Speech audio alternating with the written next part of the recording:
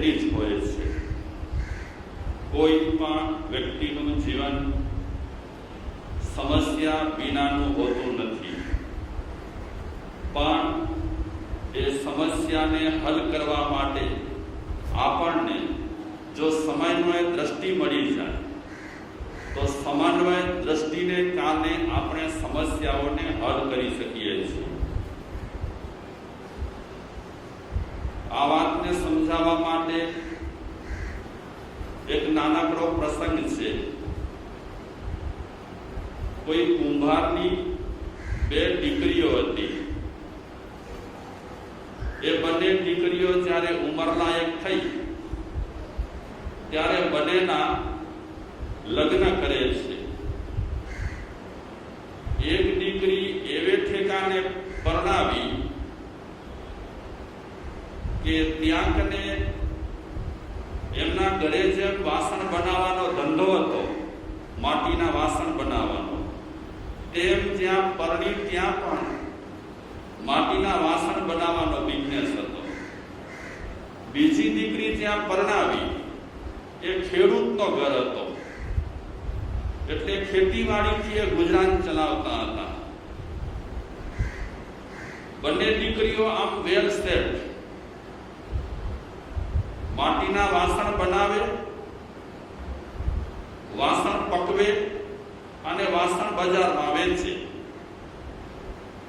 તો ખેતીનો બિઝનેસ કરનારા, ખેતીવાડી કરનારા ખેતરમાં સારો પાક લે, પાક તૈયાર થાય એટલે એ પણ બજારમાં લઈ અને વેચે. એ બંનેનું ગુજરાન બહુ સરસ રીતે ચાલતું હતું. એક દિવસે એ બંને દીકરીઓના બાપુજીને એવી ઈચ્છા થઈ કે ઘણા ટાઈમથી દીકરીઓના ઘરે ગયો નથી, તો બંને દીકરીઓને મળી આવું, એમને ક્ષેમ કુશળ પૂછી આવું, મને શાંતિ થાય, એમને પણ શાંતિ થાય કે બાપુજી મળી ગયા. તો બંને દીકરીઓને મળવા માટે એ કુંભાર પહેલા જાય છે માટીના વાસણ બનાવનારની દીકરીના ઘરે. બાપુજીને જોઈ કરી અને દીકરી બહુ રાજી થઈ કે ઘણા ટાઈમે પિતાજી ઘરે આવ્યા. આગતા સ્વાગતા કરી જમ્યા પછી નિરાંતે બેસે છે. નિરાંતે બેસી કરી અને વાતચીત કરે છે. વાતચીત દરમિયાન કુંભાર પોતાની દીકરીને પૂછે છે કે બેટા, બરાબર છે ને, તકલીફ નથી ને કાંઈ? એ વખતે દીકરી કહે છે, બાપુજી આમ તો બધું બરાબર છે, કોઈ જાતની ફિકર નથી, પણ આકાશમાં ગર્જના થાય છે, વીજળી થાય છે. જો વરસાદ પડશે તો મુશ્કેલી ઊભી થશે, કારણ કે માટીના વાસણ તૈયાર કરી અને નિભાણામાં મૂક્યા છે, કાચા પાકા છે. વરસાદ પડશે તો બહુ મુશ્કેલી સર્જાશે અને નુકસાની પણ થશે. તો બાપુજી કહે છે કે બેટા, આ તો કુદરત પર છે, એમાં આપણું કાંઈ ચાલે નહીં.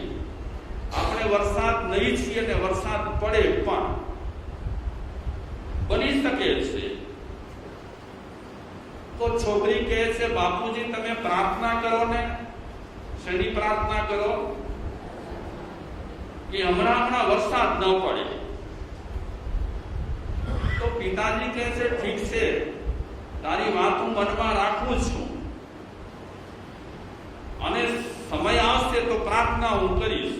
જો કે આમાં પ્રાર્થના બહુ કામ નહીં લાગે, કુદરતનું કામ કરતી હોય છે. એ દીકરીને વળી કરી, અહીંયા ધારણા આપી કરી અને એ કુંભાર બીજી દીકરીના ઘરે ગયો. ત્યાં પણ આગતા સ્વાગતા કરે છે દીકરી. ભોજન સરસ બનાવે છે કે બહુ ટાઈમ પછી પિતાજી ઘરે આવ્યા છે. ભોજન બધું થઈ ગયું એ પછી પિતાજી બેસે છે દીકરી સાથે. બીજા ઘરવાળા પણ બેઠા છે. વાતચીત કરતા કરતા એ કુંભાર પોતાની દીકરીને પૂછે છે, બેટા કેમ ચાલે છે બધું? દીકરી કહે છે, બાપુજી એકદમ સરસ ચાલે છે બધું, કોઈ જાતની ફિકર નથી, આનંદ છે. પણ તકલીફ એ રહી છે કે ખેતર તૈયાર કર્યો છે, વરસાદની રાહ જોઈએ છીએ. બાપુજી વરસાદ પડી જાય ને તો બહુ સારું. તો પિતાજી એ છોકરીને કહે છે, બેટા આમાં માણસનો તો વધારે કઈ ચાલે નહીં, કુદરતનું કામ કરે.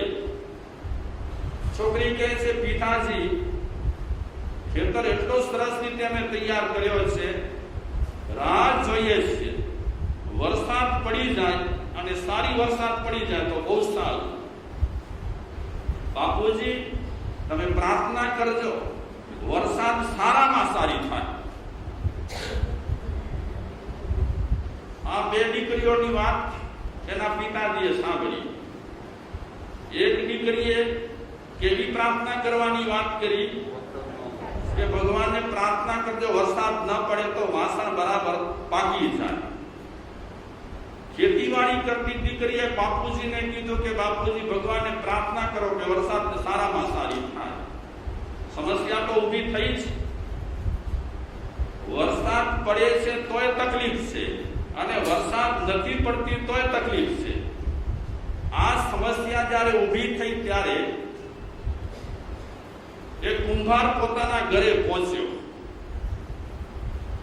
ઘરે જઈ કરી અને એને નક્કી કર્યું કે બંને દીકરીઓને ઘરે બોલાવી દીકરીઓને. બંને દીકરીઓ ઘરે આવી. બાપુજી બેસાડે છે અને એ કુંભાર પોતાની બંને દીકરીઓને કહે છે કે મને તમે બંને પ્રાર્થના કરવાનું કીધું છે. કેવી પ્રાર્થના કરવાનું કીધું છે? એક કીધું છે કે વરસાદ પડે તો સારું અને એક કીધું છે કે વરસાદ ન પડે તો સારું. તો પિતાજી એ કુંભાર પોતાની દીકરીઓને કહે છે, બેટા હવે એક કામ આપણે કરીએ, વરસાદ પડે ન પડે આપણે પ્રાર્થના કરીશું તો પણ ઠીક છે, પ્રાર્થના નહીં કરીએ તો પણ ઠીક છે. કુદરતને જે મંજૂર હશે એ થવાનું છે. માણસનું કુદરત પાસે કાંઈ પણ આમ ચાલતું નથી. પણ બેટા એક કામ કરો, સમસ્યા તારી પણ છે અને સમસ્યા તારી બેનની પણ છે. તો એના માટે વાત તમારે એ કરવાની, સાંભળવાની મારી વાત. પેલી જે માટીના વાસણ પકવતી હતી એ દીકરીને કહે છે, જો બેટા વરસાદ ન પડે તો તારા વાસણ એકદમ બધા સરસ પાકશે, સારા થશે. બજારમાં તું વેચવા માટે જઈશ એટલે પૈસા સારા મળશે. માની લે કે વરસાદ કદાચ પડે તો તને નુકસાની થવાની. તો બીજી દીકરીને કહે છે, બેટા જો વરસાદ પડે તો તને ફાયદો થવાનો છે અને તારી બેનને નુકસાની થવાની છે. એના માટીના વાસણોમાં ગડબડ થશે અને તારી ખેતીવાડી સારી થશે. તો હું બંનેને કહું છું, વરસાદ ન પડે તો વાસણ જે વેચાય એના અડધા પૈસા બેટા તું આ ખેતી કરતી બેનને આપી દેશે. અને ખેતી કરતી દીકરીને કહે છે કે બેટા વરસાદ જો સારી પડે અને બહુ પાક થાય અને પૈસા મળે તો અડધા પૈસા કોને આપી દે છે? આ તારી બહેનને, કે જેને નુકસાની કદાચ થાય વરસાદ પડ્યા પછી. બંને દીકરીઓને વાત ગમી. વાત સમજાય કે ના સમજાય? સમન્વય દ્રષ્ટિ કેળવી. કોને સમન્વય દ્રષ્ટિ કેળવી? પિતાજીએ સમન્વય દ્રષ્ટિ કેળવી કે તને નુકસાની થાય તો તને મદદ કરવાની, તને નુકસાની થાય તો તને મદદ કરવાની. દીકરીઓ બંનેને વાત બહુ સારી લાગી કે અરસ પરસ મદદ કરી અને એકબીજાની સમસ્યાને, એકબીજાની તકલીફને શું કરવી? હલ કરવી. આને કહેવાય સમન્વય દ્રષ્ટિ. મહાવીરે જેને અનેકાંત દ્રષ્ટિ કહી છે, આવી સમન્વય દ્રષ્ટિ જે વ્યક્તિ પાસે રહેલી હોય એના પરિવારમાં પ્રાય કરીને સમસ્યાઓ ઊભી ન થાય. જેમની પાસે સમન્વયની દ્રષ્ટિ હોય એની સંસ્થામાં પણ પ્રાય કરીને સમસ્યાઓ બહુ ગંભીર ઊભી ન થાય. આજે ઘરમાં, પરિવારમાં, સંસ્થામાં અને સમાજમાં સમસ્યાઓ ક્યારે ઊભી થાય છે? સમસ્યાઓ ક્યારે ઊભી થઈ છે? જ્યારે સમન્વય દ્રષ્ટિ ખલાસ થઈ ગઈ છે, સમન્વય દ્રષ્ટિ જ્યારે તૂટી ગઈ છે, ત્યારે ઘરમાં, પરિવારમાં, સમાજમાં, સંસ્થાઓમાં સમસ્યાઓ ઊભી થઈ છે. તો મહાવીર ભગવાને સરસ મજાનો સોલ્યુશન આપ્યો અનેકાંત દ્રષ્ટિનો, સમન્વય દ્રષ્ટિનો, કે સમસ્યા તમારે હલ કરવી હોય અને શાંતિથી જીવન જીવવું હોય તો સમન્વય દ્રષ્ટિ કેળવો. અને આવી સમન્વય દ્રષ્ટિ કેળવવા માટે આપણને બુદ્ધિ ક્યારે આવશે? યા તો આપણી પ્રાકૃતિક બુદ્ધિ હશે, નેચરલી. એ નેચરલી બુદ્ધિને કારણે ઘણી વખત આપણે સમન્વય દ્રષ્ટિ કેળવીએ. નેચરલી આપણી પાસે બુદ્ધિ ન હોય, પ્રાકૃતિક આપણી પાસે બુદ્ધિ ન હોય, તો સમન્વય દ્રષ્ટિના વિચારો આપણને ક્યાંથી મળશે? ક્યાં આપણે સારા પુસ્તક વાંચીશું અને ક્યાં આપણે સત્સંગ, પ્રવચન વગેરે સાંભળીશું તો એનાથી આપણી પાસે એક દ્રષ્ટિ મળશે, આપણને એક દ્રષ્ટિ મળશે, અનેકાંત દ્રષ્ટિ મળશે, યા તો સમન્વય દ્રષ્ટિ મળશે, જેના કારણે આપણે ઘર્ષણ ઓછા કરીશું. તો ઘર્ષણ ઓછા કરવા માટે અને સમસ્યાને હલ કરવા માટે વ્યક્તિએ બુદ્ધિને કેળવવી પડે. યા તો આપણને જન્મતા બુદ્ધિ મળી હોય એવી, યા તો આપણને એ બુદ્ધિ તૈયાર કરવી પડે. અને એવી બુદ્ધિ તૈયાર કરવા માટે મહાપુરુષો કહે છે આદર્શ શ્રોતા બનો. માનવતાના બુદ્ધિમાં આપણે 14માં બોલ પર વિચારી રહેલા છીએ અને 14માં બોલનો શીર્ષક રહેલો છે કે આદર્શ શ્રોતા બનો. આપણે આદર્શ શ્રોતા બનીએ તો વ્યાખ્યાનોમાં તો ઘણી વાતો સાંભળવા મળે અને તમે તો ઘણા નસીબદાર કહેવાઓ. મારા કરતા પણ તમે નસીબદાર બહુ કહેવાઓ. કેમ? શા માટે? વ્યાખ્યાન સાંભળવાની તમારામાં રુચિ હોય તો હજારો ગ્રંથો તમે ન વાંચો, પુસ્તકો ન વાંચો, તો પણ વ્યાખ્યાન સાંભળતા તમને હજારો પુસ્તકોનો સારાંશ મળે. આ ફાયદો છે તમને. બીજો ફાયદો, વ્યાખ્યાનમાં તમે સમય ફાળવી કરી અને આવ્યા હો એટલી તમને ખેંચ પડી, પણ વ્યાખ્યાનમાં આવ્યા પછી તમારે ખાલી બેસવાનું હોય. બેસવાનું જ હોય, બોલવાની કઈ જરૂર જ ન હોય. કોઈ પ્રશ્ન પૂછાય ને તમે જવાબ આપો તો અલગ વાત રહેલી છે, નહીં તો 1 કલાક સુધી તમારે મૌન. આ મૌનને કારણે તમારી શક્તિ જળવાય, પણ જે બોલનાર હોય એની શક્તિ વપરાય. તો બેમાંથી ફાયદો કોને થાય? તમને. વક્તા હોય એને અધવચ્ચે પ્રવચનમાં કંટાળો આવે તો અધવચ્ચે ઉઠી કરી અને જઈ ન શકે.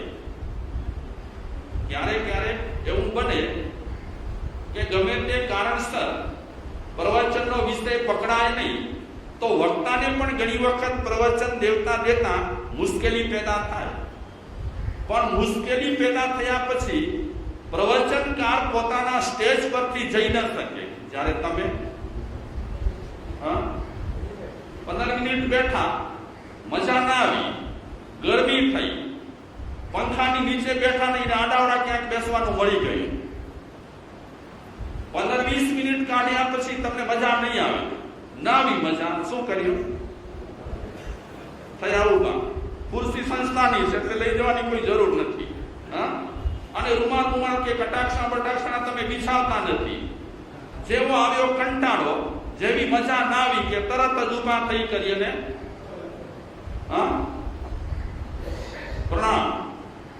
એટલે ઘણા તમને ફાયદા રહેલા છે. આપણે વાત કરવા માંગીએ છીએ આદર્શ શ્રોતાની. વિશ્વમાં શ્રવણ પર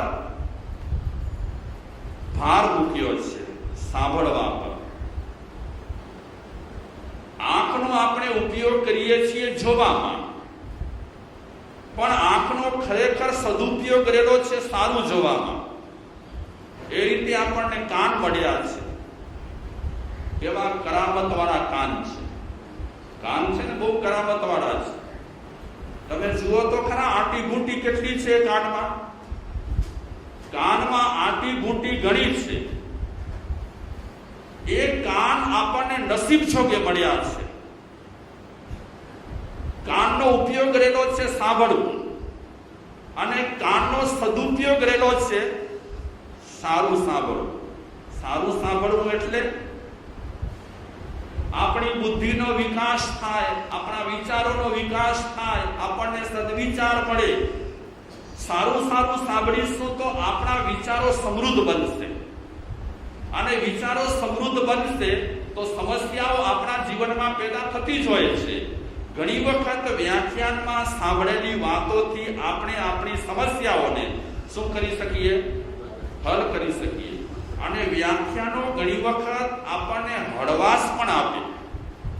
જો વ્યવસ્થિત આપણે સાંભળીએ, એક ચિત્તે આપણે પ્રવચન સાંભળીએ, ધ્યાનપૂર્વક આપણે પ્રવચન સાંભળીએ, તો એ પ્રવચન સાંભળતા ઘણા ફાયદા થાય. સૌથી મોટો ફાયદો, એકાગ્ર ચિત્તે આપણે વ્યાખ્યાન સાંભળીએ, ધ્યાનપૂર્વક આપણે વ્યાખ્યાન સાંભળીએ, તો એના કારણે આપણને ઘણા સારા વિચારો મળે. પુસ્તક વાંચવાની જરૂર, કોઈ ગ્રંથ વાંચવાની જરૂર, કોઈ શાસ્ત્ર વાંચવાની જરૂર. આમે પણ તમે વધારે કઈ શાસ્ત્ર વાંચી શકો તેમ નથી, કારણ કે ટાઈમ જ ક્યાં છે. અને તમે કોઈ ગ્રંથ અને પુસ્તકો પણ વધારે સમય સુધી વાંચવા માટે સમય કાઢી શકો એવી તમારી પરિસ્થિતિ નથી. તો આ પરિસ્થિતિમાં પ્રવચનમાં તમને કોઈ પણ વિષયનો નિચોડ મળતો હોય. આ બધી મહેનત કોને કરવાની હોય? અને મને વિચાર આવ્યા હમણાં કે જે પ્રવચન કરે છે એને તો જેટલી શક્તિ વાપરવાની હોય એટલી જ વપરાતી હોય છે. ચાહે સામે 10 જણા બેઠા હોય, ચાહે સામે 20 જણા બેઠા હોય, અને ચાહે સામે 2000 માણસો બેઠેલા હોય, વક્તાને તો જેટલી શક્તિ વાપરવાની છે એટલી વપરાવાની છે. ચાહે પર્યુષણ પર્વ પહેલા સમય હોય, કે ચાહે પર્યુષણ રહેલો હોય, કે ચાહે પર્યુષણ પછી પ્રવચન આપવાનું હોય, વક્તાને તો જેટલી શક્તિ વાપરવાની છે એટલી વાપરવી જ પડે. અને વપરાય જ. જ્યારે તમારા માટે એવું કમ્પલસરી કાંઈ નથી. પર્યુષણ પહેલા પણ પ્રવચનમાં તમને આવવું હોય તો આવી શકો, ના આવવું હોય તો ના આવી શકો. પર્યુષણમાં પણ તમારે પ્રવચનમાં આવવું હોય તો આવી શકો, ના આવવું હોય તો ના આવી શકો. પર્યુષણ પછી તો તમે નક્કી જ કરેલું હોય કે હવે કામ આપણું પતી ગયું, હવે ખાસ કરીને પ્રવચન સાંભળવાની કોઈ જરૂર નથી.